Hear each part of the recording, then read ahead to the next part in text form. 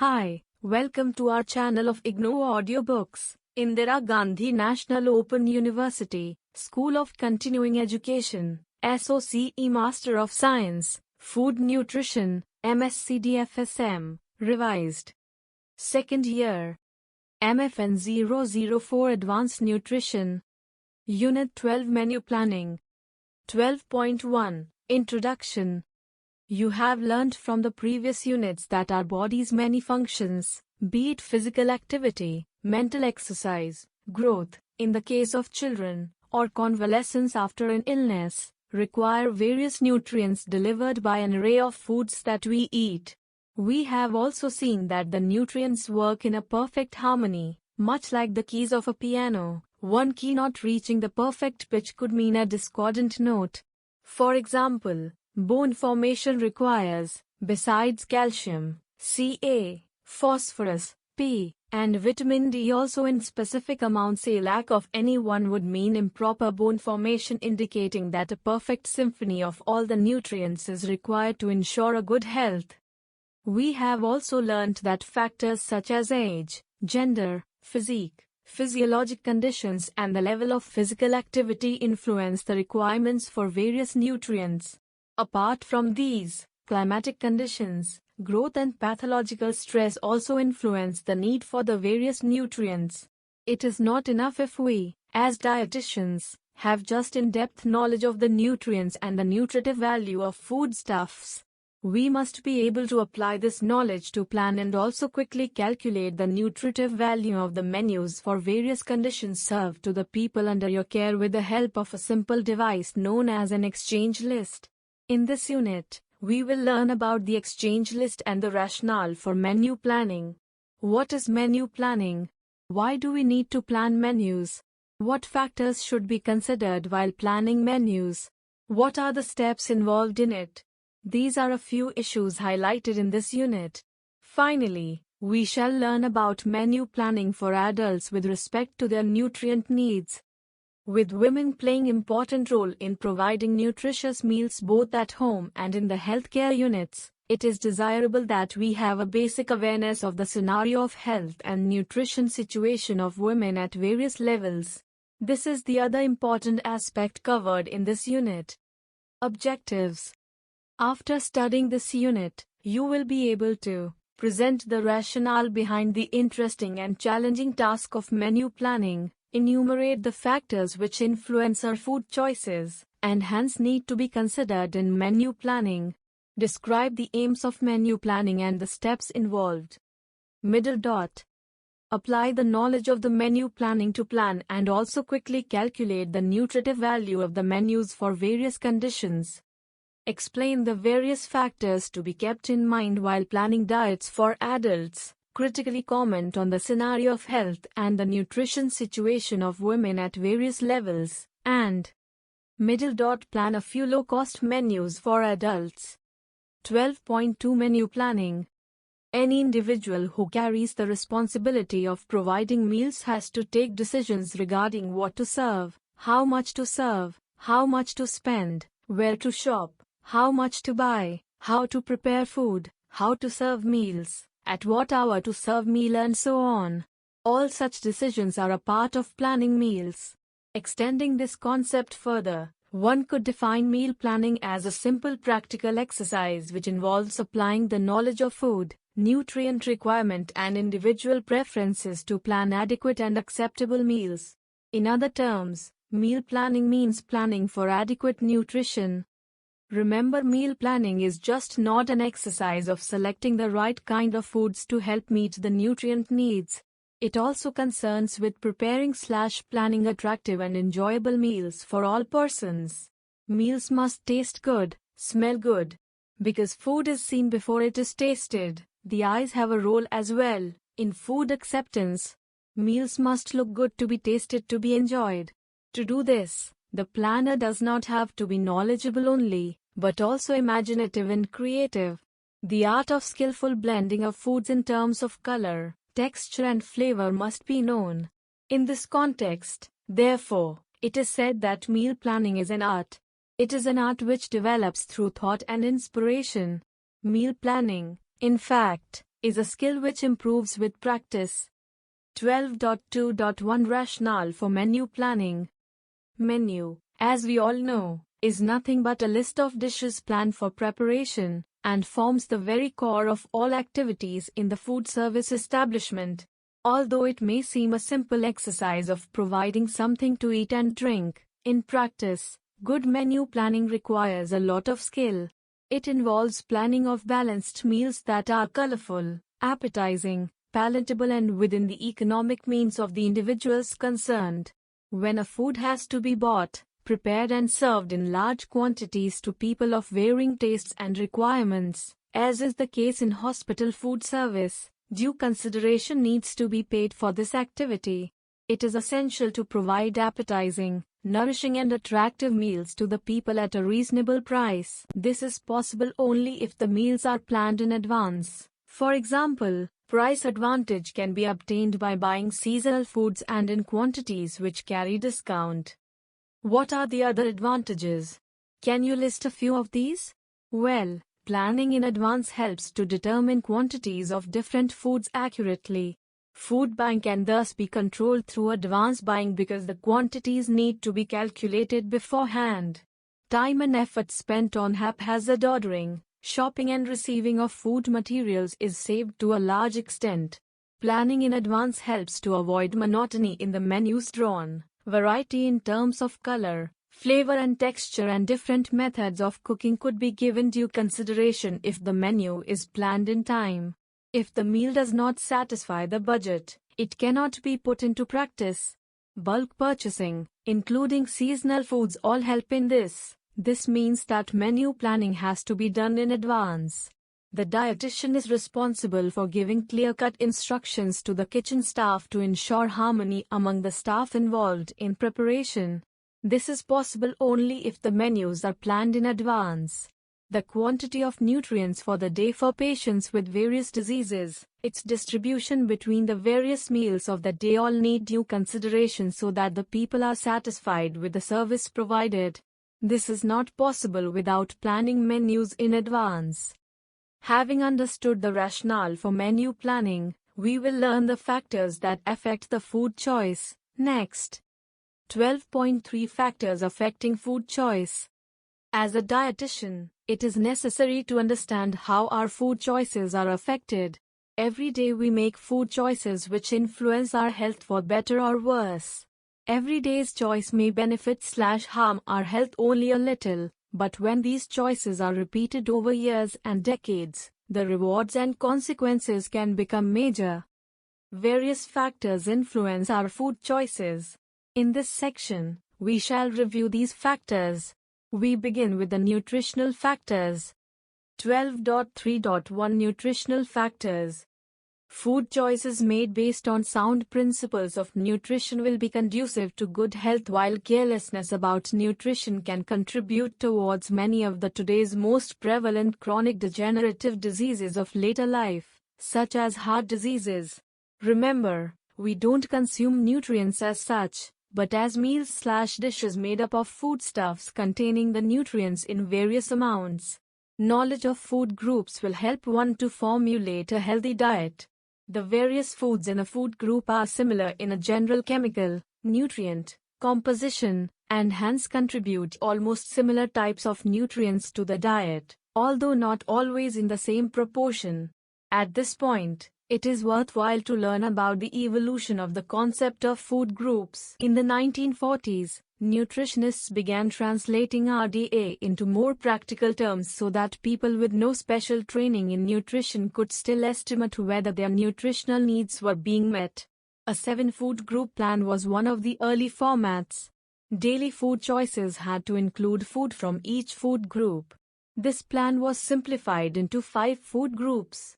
By the mid-1950s, a 4-food group plan was established that included milk group, meat group, fruit-vegetable group and bread and cereal group. In 1979, the names of the groups were revised, and a 5th group containing fats, sweets and alcoholic beverages was added as a part of the hassle-free daily food guide. Caution needs to be urged in consuming this last group, though it can supply essential fatty acids and vitamin E.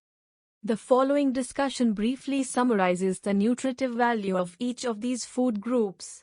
Let us begin our discussion with cereals. 1. Cereals and bread group. Cereals form the staple of the Indian diet. These grains are the main source of energy in the Indian diets, contributing as they do 60 to 70% of daily energy intake of majority of Indians. This is because they are rich sources of carbohydrates.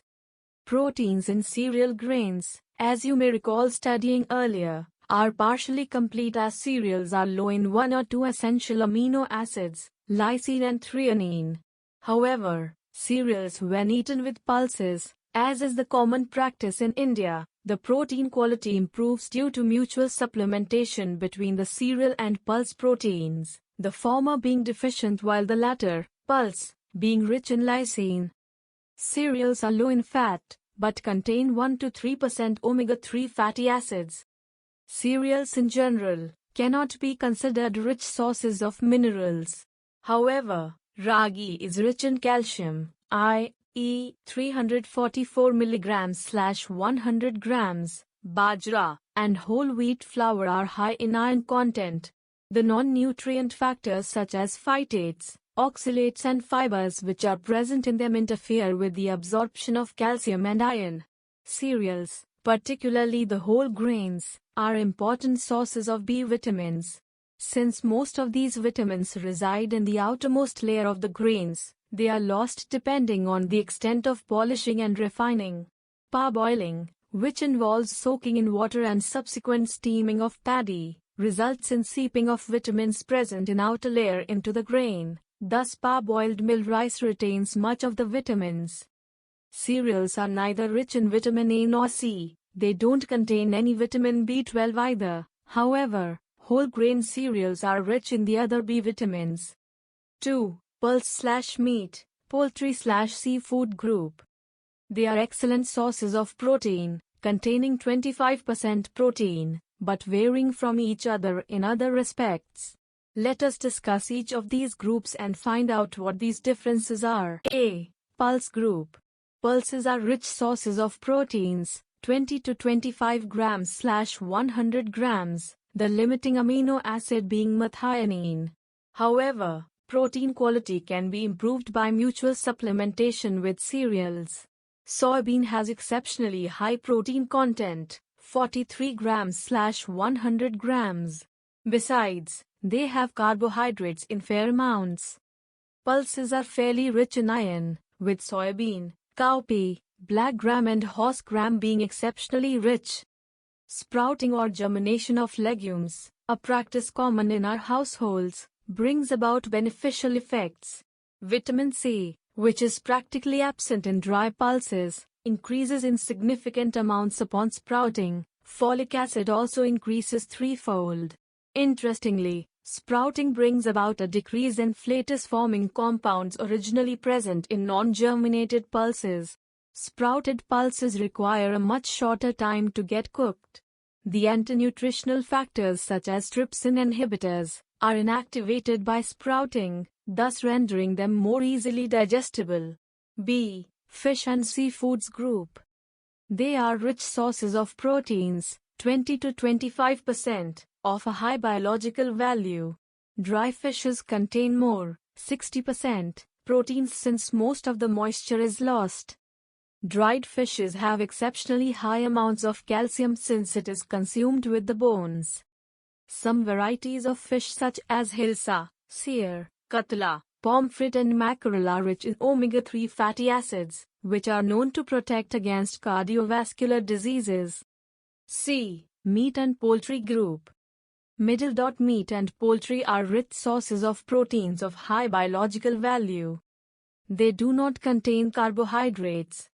All the meats except egg yolk contain heme iron, therefore, the iron is well absorbed.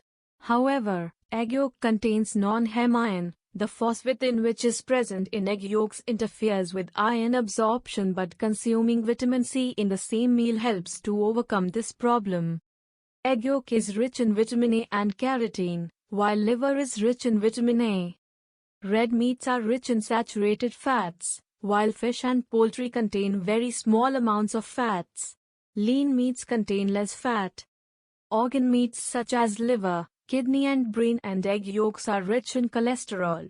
Including large amounts of such foods in the diet, especially along with saturated fats in the diet, has been shown to result in high serum cholesterol, which is a risk factor for coronary heart diseases. Flesh foods are rich in iron, zinc and vitamin B12, but are devoid of fiber and vitamin C. 3. Dairy/milk group. This first food of mammals is rich in bodybuilding proteins and bone-forming calcium, besides being the only source of vitamin B12 for the vegetarians. However, milk does not contain vitamin C, besides being deficient in iron. Dairy milk of varying fat contents is available in the market, the highest fat milk being known as full-fat milk, the next known as standard milk, and the lowest is skim milk. Low-fat dairy milk is better suited for adults, especially the ones who want to watch their weights and have a check on their cholesterol levels. Curds are an ideal substitute for people who have problem in digesting milk due to the deficiency of the enzyme lactase. 4. Vegetable fruit group.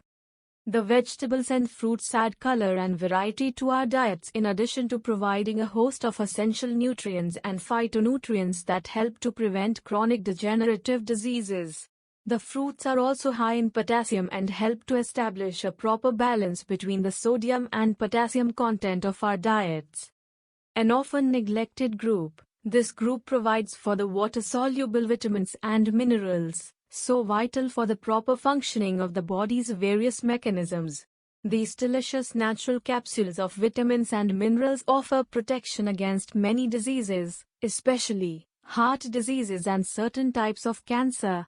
Most important is the fact that it offers a variety in terms of texture, color and flavor, and thus helps to avoid monotony in the meal. Green leafy vegetables are rich sources of various nutrients such as iron, calcium, B-carotene, folic acid and vitamin C, the amount being much more in the darker leaves.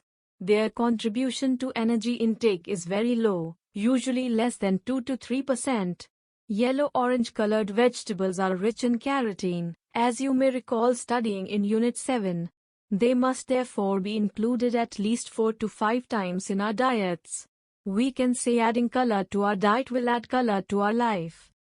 The citrus fruits such as oranges, sweet lime, mossambi, and also papaya and guavas are rich in vitamin C, and the yellow-orange ones such as mango and papaya are rich in B-carotene. Fruits with high water content such as melons have low energy content, while dry fruits such as dates and raisins are high in energy. 5. Fats, oils, and sugar group. This group imparts flavor to the items and thereby improves the palatability. Items incorporating them do melt in the mouth. It has been very aptly said, a minute on the lips, forever on the hips. The fats and oils are generally the most expensive among the dietary items, and therefore intakes are determined by the economic affordability.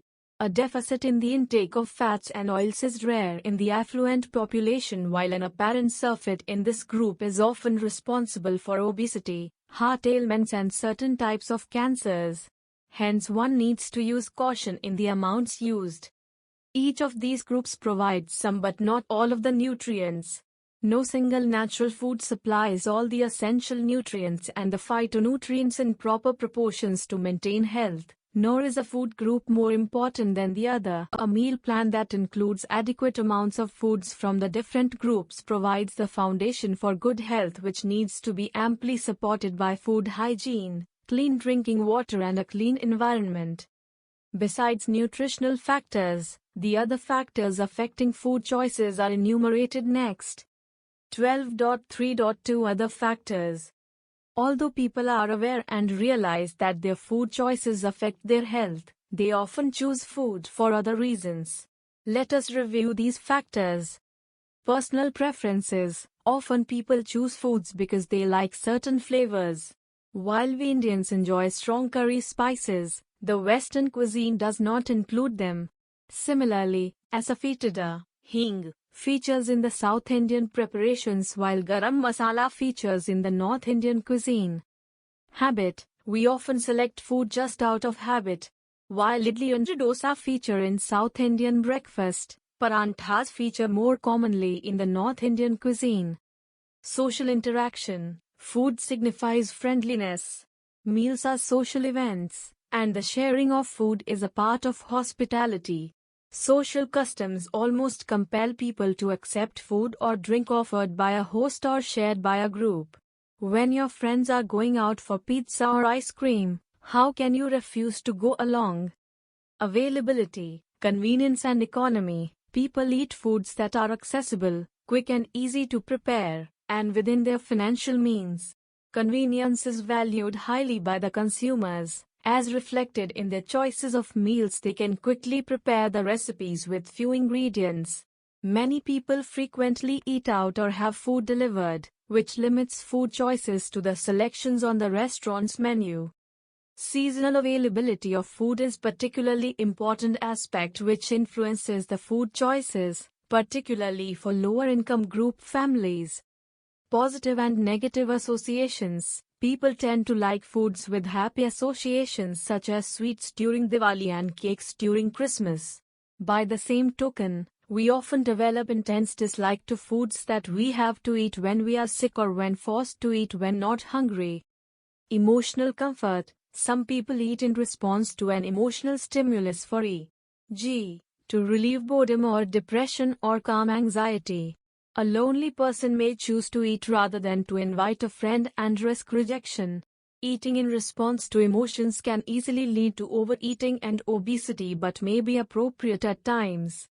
Body image: sometimes, people select foods which they believe will improve their physical appearance and avoid those that may be detrimental. Such decisions can be beneficial when based on sound nutrition and fitness knowledge but undermine good health when based on fadism or carry to extremes. Now that we have well understood the factors that influence an individual's food choice, let us move on to discuss the concept of food exchange list. But first let us recapitulate what we have learned so far. 12.4 Exchange list versus food composition. Tables for menu planning.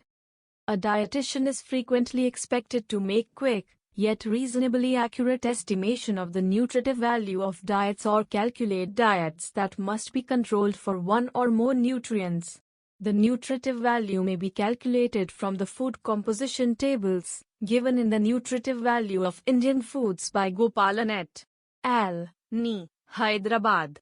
By 1940s, dietitians and physicians were aware that food composition tables used to calculate therapeutic diets were cumbersome, time-consuming and needlessly precise, and that the dietitian does not have the time to calculate for each day the energy and nutrient composition of the food required to fulfill the dietary prescription. Thus, an exchange list was evolved. What is the exchange list?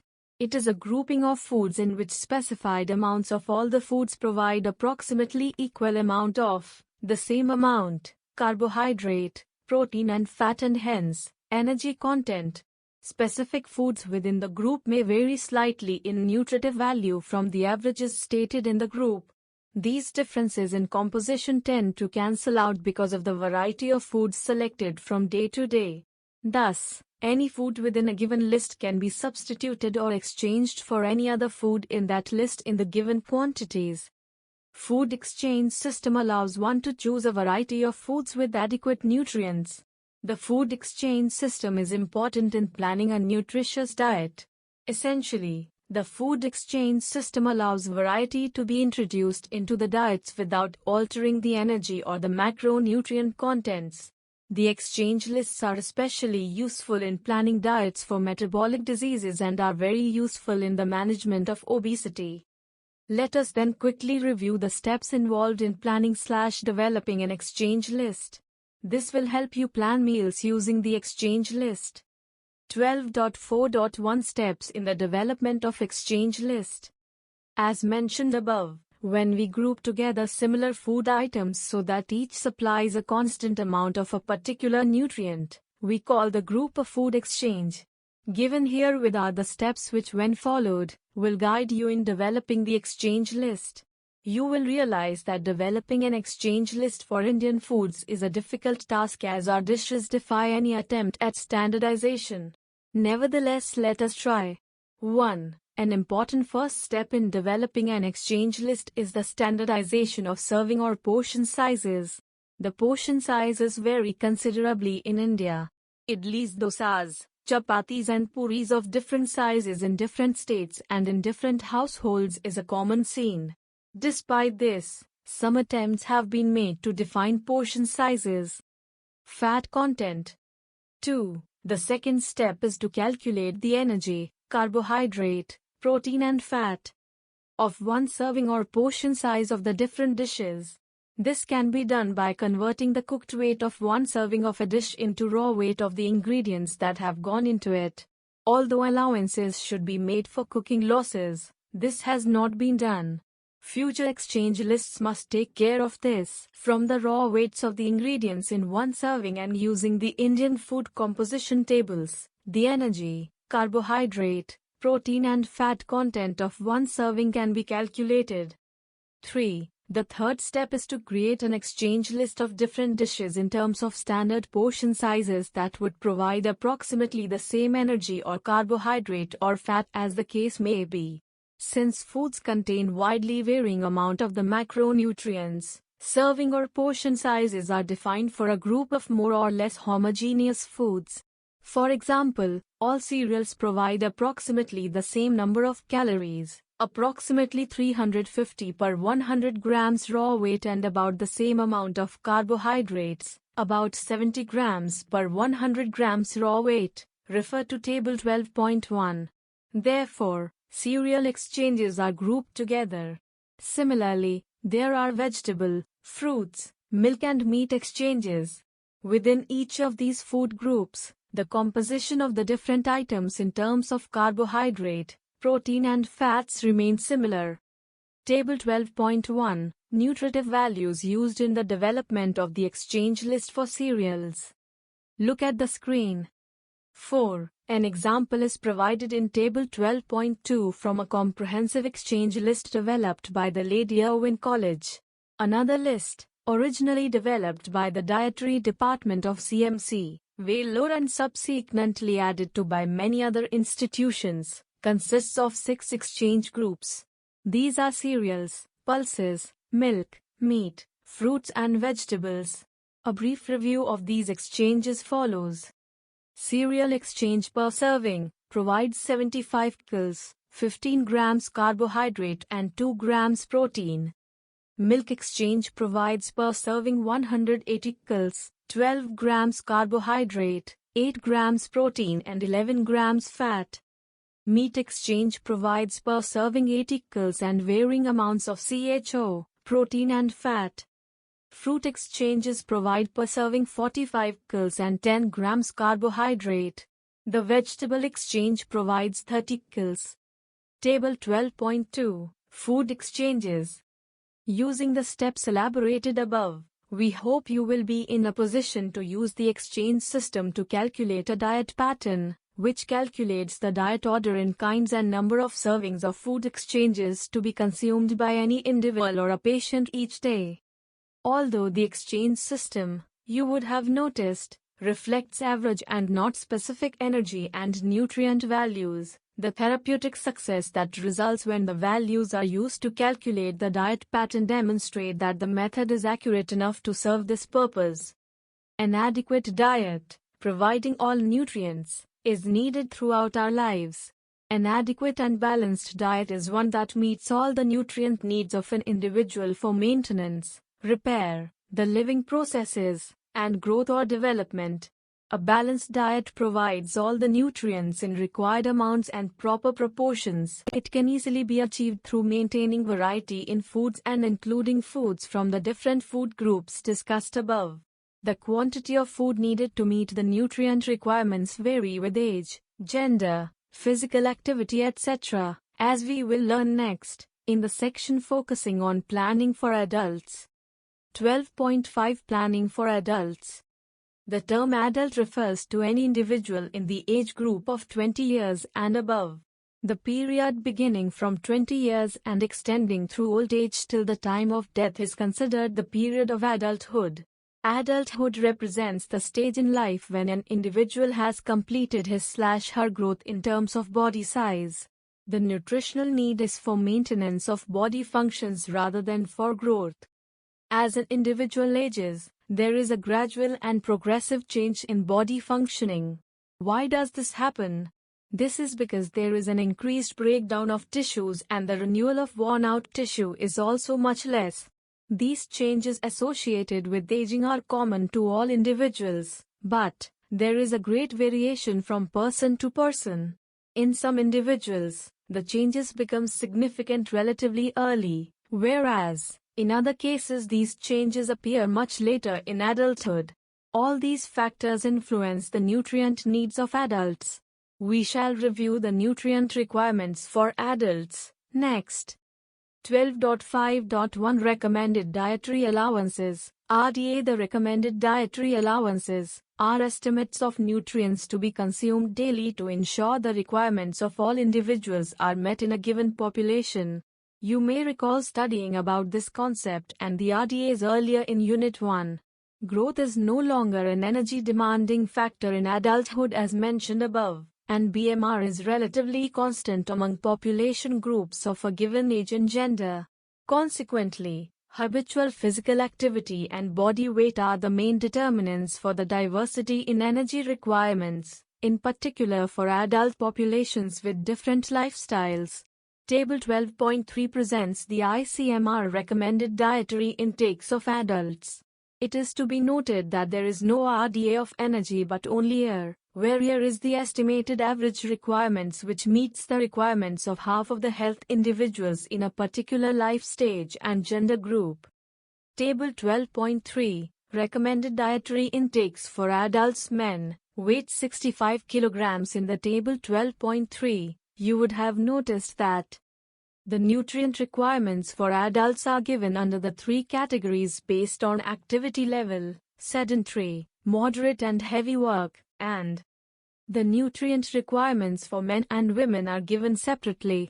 For computing RDA/year, the ICMR has taken body weight of reference man as 65 kilograms and that of woman as 55 kilograms. The requirements for proteins are based on body weight.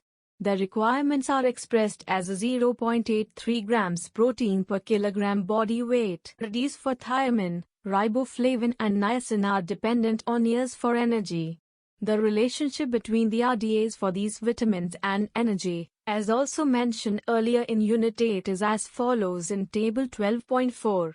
Table 12.4 Relationship between RDAs of B-complex vitamins and energy. These recommendations given by ICMR are likely to be revised in the light of the new FAO/WHO Human Energy Requirement Report published recently in 2004. According to FAO/WHO, energy requirements for younger and older adults and the elderly should be calculated on the basis of physical activity level, PAL. Now ICMR expert group have introduced new PAL values in comparison with recommended values of the FAO/WHO/IGNOU consultation, 2004 as indicated in Table 12.5. In adult men and non-pregnant, non-lactating women, BMR times PAL is equal to total energy expenditure or the daily energy requirement. Table 12.5 Classification of lifestyles in relation to the intensity of habitual physical activity, or PAL. PAL values greater than 2.40 are difficult to maintain over a long period of time. The examples of lifestyles with different levels of energy demands as given in Table 12.5 are enumerated herewith. You may also recall studying about these lifestyles earlier in Unit 2, sedentary or light activity lifestyles. These people have occupations that do not demand much physical effort, are not required to walk long distances, generally use motor vehicles for transportation, do not exercise or participate in sports regularly, and spend most of their leisure time sitting or standing, with little body displacement, e.g., talking, reading, watching television, listening to the radio, using computers. One example is male/female teachers, office workers, executives, clerks, typists, etc., in urban areas, who only occasionally engage in physically demanding activities during or outside working hours. Another example are housewives living in urban areas, with access to energy-saving devices and domestic help to carry out most of the manual chores and other moderate energy activities. Active or moderately active lifestyles. These people have occupations that are not strenuous in terms of energy demands, but involve more energy expenditure than that described for sedentary lifestyles. Alternatively, they can be people with sedentary occupations who regularly spend a certain amount of time in moderate to vigorous physical activities, during either the obligatory or the discretionary part of their daily routine. For example, the daily performance of 1 hour, either continuous or in several bouts during the day, of moderate to vigorous exercise, such as jogging/running, cycling, aerobic dancing or various sports activities. Other examples of moderately active lifestyles are associated with occupations such as servants, house cleaners, masons and construction workers, or rural women in less developed traditional villages who participate in agricultural chores or walk long distances to fetch water and fuel wood. Vigorous or vigorously active lifestyles. These people engage regularly in strenuous work or in strenuous leisure activities for several hours.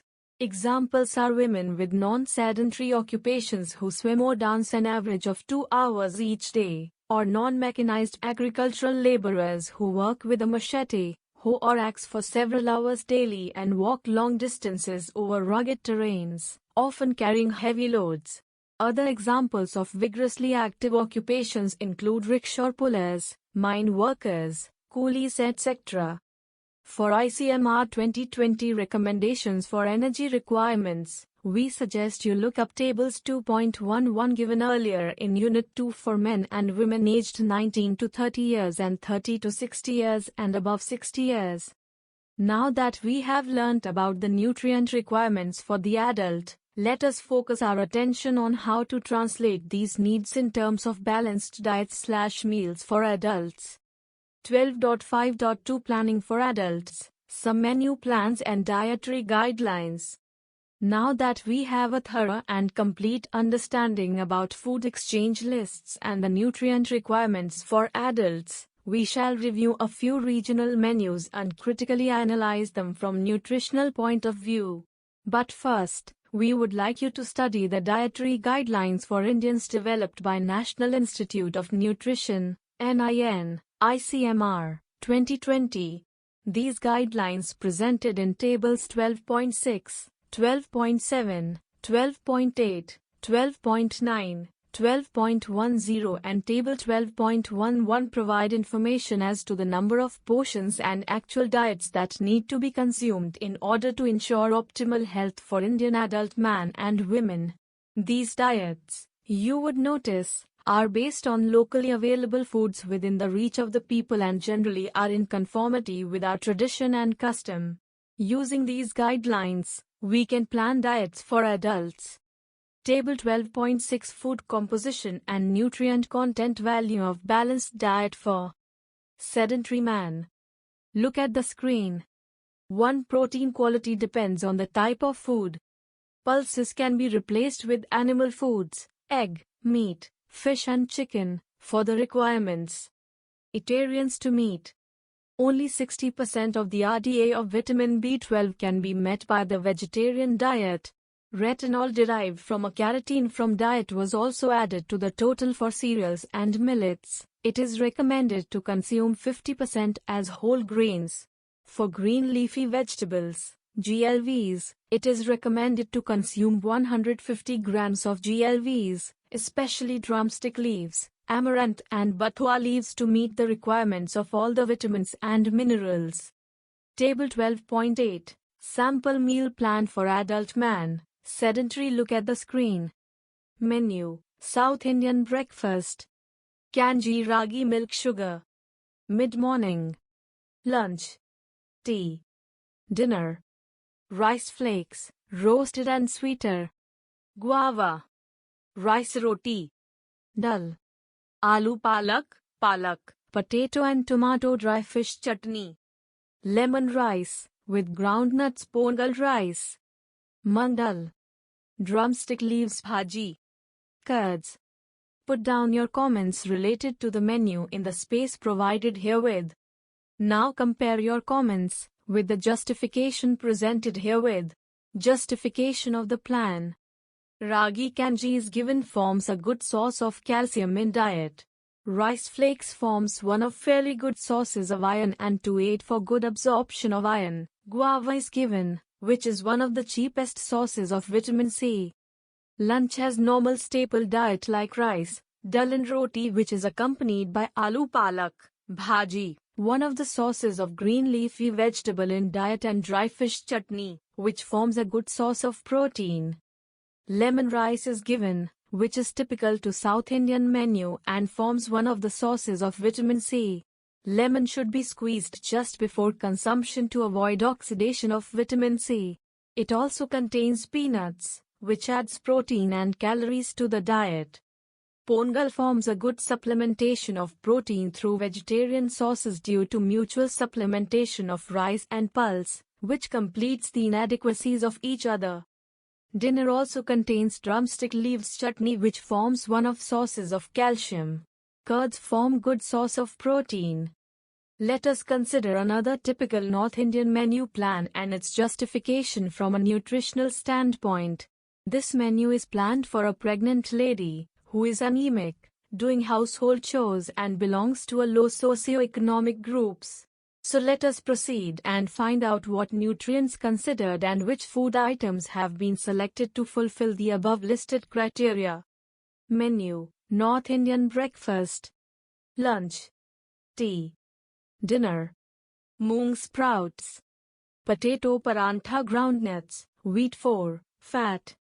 Tea, milk, sugar. Fruit, sugar. Bajra roti, bajra flour, fat dal, masoor dal, onion, tomato, fat dry fish chutney. Vegetables: yam, onion, tomato, French beans, fat plain curds. Tea, milk, sugar. Masala roti, wheat flour, groundnuts plain rice. Dal, masoor dal, tomato, fat vegetable, amaranth, potato, onion, tomato, fat buttermilk. Justification of the plan. The plan is for an anemic pregnant lady, from a lower socio-economic level and doing moderate level of work, hence selection of foods is made accordingly. Among cereals, along with rice, whole wheat flour, some amount of bajra is also incorporated to fulfill the iron requirements. Among pulses, as already to her low economic level, rationale for pulses is a big restrictive. Hence, it has been made a point to incorporate sprouts to provide for some additional vitamins and minerals. There is also an accommodation made for nuts, groundnuts, being cheap, to meet her energy requirements along with calcium, iron, and protein. Milk is very important for her condition as milk is a very good source of calcium which is required in highest quantities. In flesh, dry fish has been incorporated, which is a cheaper than other fish foods and at the same time, the best source of iron and calcium, which are the basic requirements of a pregnant woman. There is a need to give good amount of fruits and vegetables in the diet, increased need for vitamins, minerals, antioxidants, fiber. But looking at her socio-economic status, care has been taken to give her fruits/vegetables which are cheaper yet an enriched source of many nutrients. We would finally end our study with tips on how to plan low-cost menus. 12.5.3 Planning a low-cost menu. In this subsection, you will find examples of a few low-cost menus. We would like you to critically analyze these menus from the nutritional point of view. So go ahead and study these menus. Menu I. Breakfast. Lunch. Tea. Dinner. Poha, with potato and moong sprouts tea. Guava. Chapati, rice, masoor dal, yam bhaji, dry fish chutney, cucumber raita, ragi porridge, puffed rice and groundnut laddu, papaya, bajra bhakri, dry fish chutney, palak dal gravy, buttermilk. So then what is your analysis? Compare your analysis with the analysis presented herewith. Analysis.